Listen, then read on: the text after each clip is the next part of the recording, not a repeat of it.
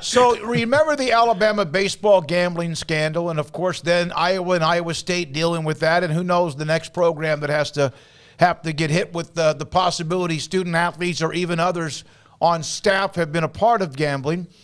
There's a firm called U.S. Integrity, monitored. They're the ones that kind of help expose Alabama baseball and the gambling scandal. They have now started a tip hotline, an integrity hotline, which is athlete alert powered by Real Response, announced by U.S. Integrity, played a role in the ongoing investigation into possible wrongdoing with Alabama. They now will have a hotline for student athletes who find themselves on the edge or what might be going on.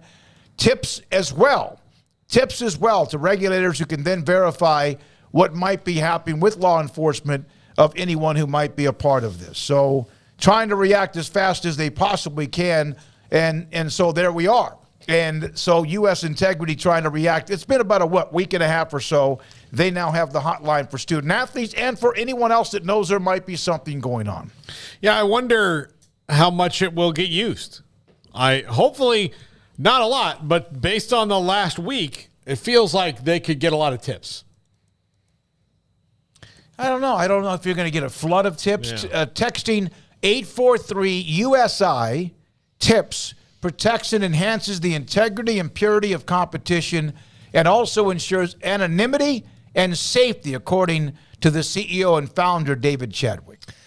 That's cool, I guess. That's another story, or I guess element of stories that we have to talk about these days that I don't really find all that interesting. Mm-hmm. You know what I mean? I get it. Being honest, and I know that you don't think that it is either. You're just mentioning that that's now a thing, and so you ask for solutions, and hey, what better than just directly throwing a number out there for people to anonymously, let you know if they are aware of something fishy going on. I think that there's the whole culture about snitching and things like that. I don't know how much that will impact, possible tips you might get otherwise, especially with younger people. But this is open to coaches and administrators and whoever else. I guess anybody. I mean, it's just out there. If you're like a family member and you wanted to you heard the cousin who attends, Texas A&M talking about something. I guess if you wanted to turn on family, you could do that. But yeah, I mean, this is not a bad idea at all. It's an open and clear and anonymous way to try and find out information that maybe they otherwise wouldn't find out. It's a shame that we're reaching this point, but what else are you going to do about it really outside of just spying on people all the time? And we know that there is some element of that going on in our everyday lives, I think. But as far as the gambling side of it, we're also aware now that the casinos have, parts of their industry that allows them to be able to catch on to things pretty quickly or find things out pretty quickly or, tag things pretty quickly. And so this should add on to that, having a hotline tip. I mean, tip hotlines have been going on for decades now. This isn't some, new genius operation, but combined with new technology, maybe that's the combination to eliminate some, if not most of this. But yeah, it's still a really messy situation that they're going to have to wade through, like every other situation seemingly that college athletics has to wade through. But this one's going to, be very interesting to track because there are such big money stakes involved, and the integrity part of this is so massive to everything that they do. So we'll see. But, an old school but not bad idea. One thing I want to get to, by the Big 12 softball tournament going on in Oklahoma City, Iowa State thumped Baylor 8-1. They got all that momentum from the Texas sweep and then got riddled today by Iowa State. Texas and Texas Tech tied in the fourth at 2 tonight. It is, I think it's Kansas and Oklahoma State in the 6 and the number 3 seed.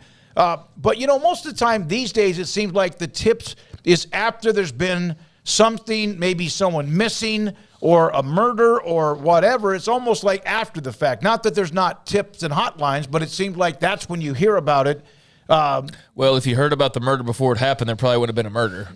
That's the whole plot of Minority Report. It's not about the murder. Yeah, I guess. I mean, there wouldn't be a crime because you snitch out the crime, and I don't even want to use the term snitch because that's far too negative. But what was the story up in what university, Idaho, that had the murders? And it's amazing. They had thousands of tips, and a lot of them were really important about just any little bit of a car Yeah, or a but- color of a car, whatever. Yeah, there are thousands of just random people from all over the country providing tips as well. That's the thing. It's in the tip hotline where it's like you clear a security badge and like, okay, we know this information is true. There's also a lot of just noise that comes through those types of things. And with those murders up in Moscow, which is what you're talking about, that was a national story, and it's only quieted down simply because there hasn't been really much new information to report because the case doesn't start up again until I think it's next month or July. So you'll hear a lot more about it again, but there's basically been nothing all that new other than speculation and little leaks here and there to report. But yeah, I mean, like I said, the tip line is not a novel idea. That's been around for literally decades now at this point. It's been, whether the police or whoever have had those types of things installed. So, again, with the new modern technology, as I said a moment ago, combined with just a little bit of the old school tip line, maybe this is a way to curb some of this, but, it's not going to curb all of it by any means. And I don't know how much noise they'll have to wade through, and I don't know how much participation they'll even get. Like I said, I don't know how, fondly people will look on turning on teammates or fellow athletes at their school for gambling. I don't know what the mood, the temperature in the room is for a 20-year-old that might find out that information from a basketball player they know. Are they going to be willing to go and turn that right over to, this tip line? I don't know about that. I don't know what the mood is like every place, but it's better than nothing, I suppose, and it's not going to defeat the problem, but it's going to at least chip into it, you would think. So that's something, I guess. Saw this from Chad Brendel, and